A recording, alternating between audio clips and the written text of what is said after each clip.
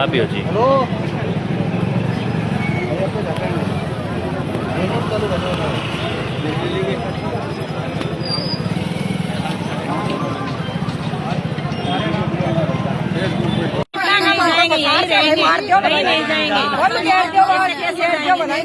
नहीं जाएंगे। चलो ये आप देख सकते हैं महिलाएं जो है पूरे घरों से बाहर निकल करके यहाँ सैकड़ों की संख्या में हजारों की संख्या में रविदास नगर के लिए तो जीवन नहीं पता नहीं, हम तो जो हमारा कोई नहीं कराएगा, पूरा पता है भाई हमारे साथ कुछ होने वाला है, इसलिए हम एकता है, हम करने खाली नहीं करेंगे, कुछ हो जाए चाहे। प्रशासन के साथ आप जो है खड़े हो सामने देखा जाएगा, जो कुछ होगा वो देखा जाएगा। आप खाली क्या करी जाए तो थे ही बता दो, अब मारो और जुआओ करना रही है, खाली नहीं कराना चाहिए, बराबर मार दो माने चाहिए। आंटी जी कितने सालों से रह रहे हो आप यहाँ? 70 साल होगी। 70 साल हो गए। पूरी जिंदगी कमाई आपने घरों में लगा दी, अब आकर के कोई बोले कि खाली कर दो, उसके लिए क्या व्यवस्था? 3 पीटी की लगा दी। अगर आपको अभी आकर के बोले कि आप खाली करो, इससे फोड़ने की डरावनी देता और कुछ नहीं करता जी। सारे का मकान खाली करो, क्या फोड़ो, ऐसे कह रहे हैं सब। अच्छा तो आप जो है सारी कमाई यहाँ पे लगा दी, सारी कमाई लगाई और बीमारी और लगा ली। मैंने तो सबको यहाँ खड्डा दिखता था, अब मैंने जोड़ के मेहनत करके लगा लिया, उन्होंने यहाँ से जाओ, अब यहाँ मरो मारो, हम कहीं नहीं जाएंगे यहाँ छोड़ के। तो एक मुख्यमंत्री जी से भी मिले थे, कह रहे थे भव्य बिश्नोई को आपने मालाएं पहना करके स्वागत किया था थोड़े दिन पहले, तो वो तो यूँ कह रहे थे कि आप यहाँ से कहीं नहीं जाने वाले। अभी नहीं करेंगे, हमारा वही करेंगे, सब कुछ करेंगे। अब हम तो 70 साल हो गया, यही बोल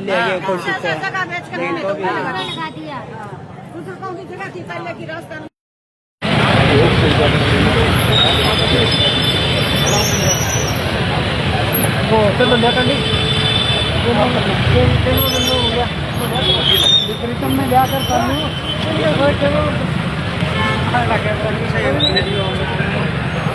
बना ले अरे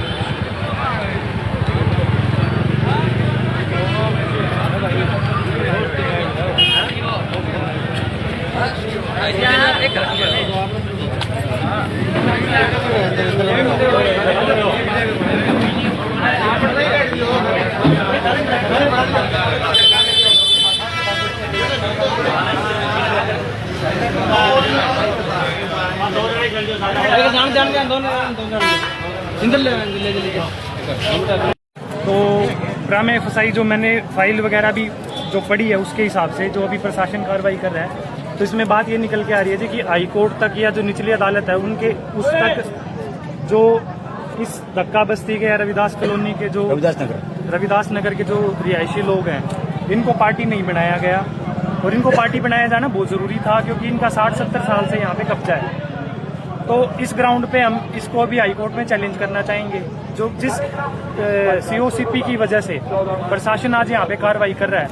जो भी ड्यूटी मजिस्ट्रेट आएंगे, प्रशासन के जो भी अधिकारी आएंगे, हम उनसे रिक्वेस्ट करेंगे कि अभी हमें थोड़ा टाइम दिया जाए, क्योंकि ये जो मैटर है इसमें ऑर्डर 1 रूल 10 के हिसाब से इन लोगों को पार्टी बनाया जाना बहुत ज़रूरी था। इस ग्राउंड पे और भी इसमें बहुत सारे ग्राउंड है कि इनका कब्जा काफ़ी लंबे टाइम से हो रखा है जी। एडवर्स पोजेशन के हिसाब से भी इनका कब्जा अच्छा बनता है।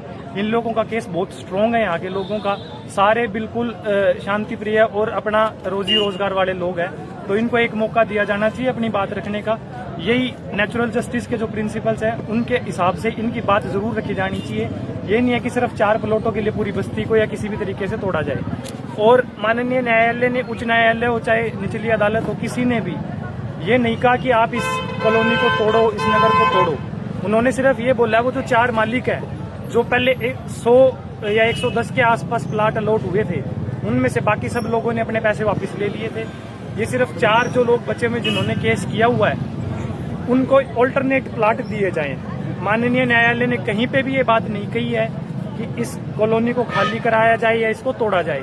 जो लोग 60-70 साल से रह रहे हैं उनका बिल्कुल हक बनता है, और घर सबकी सारी उम्र की पूंजी का है, तो इनकी बात न्यायालय तक पहुंचना बहुत जरूरी है।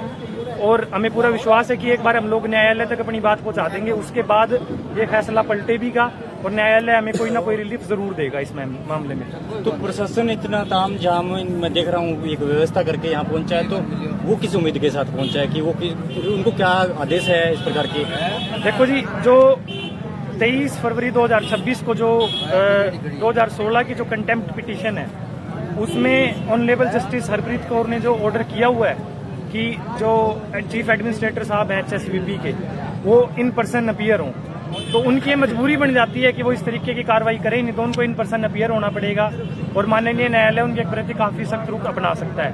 हम उनकी जो मजबूरी है और उनका जो पक्ष है वो हम समझते हैं, लेकिन हमारा जो पक्ष है वो इतना कमजोर नहीं है। उनको 20 अप्रैल तक का टाइम उनके पास है, तो 20 अप्रैल तक पहुंचने में भी लगभग 1 महीने का समय है।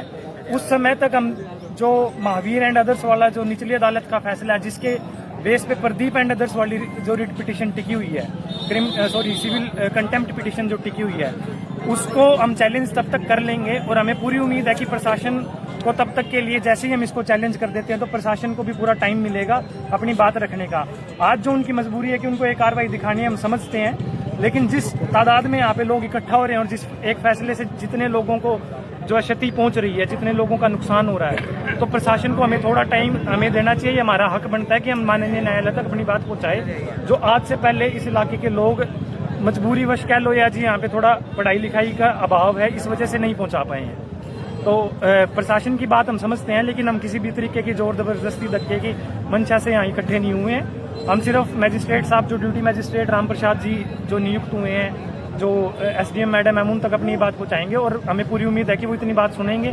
हम सब रोजी रोजगार वाले और शरीफ लोग हैं, वो हमारी बात सुन के हमें जरूर इतना समय देंगे कि हम न्यायालय तक अपनी बात पहुंचा सकें। ये बस्ती सारी दलितों की है जी, गरीब आदमी हम लोग। बिल्कुल बिल्कुल दलितों की बस्ती है, गरीब आदमी है, वो काम छोड़ करके बीच में जब ऐसी घटनाएं होती है तो बीच में आना, ये भी एक बड़ा नुकसान कहीं कहीं झेलना पड़ता है। तो आप देख रहे थे इस प्रकार से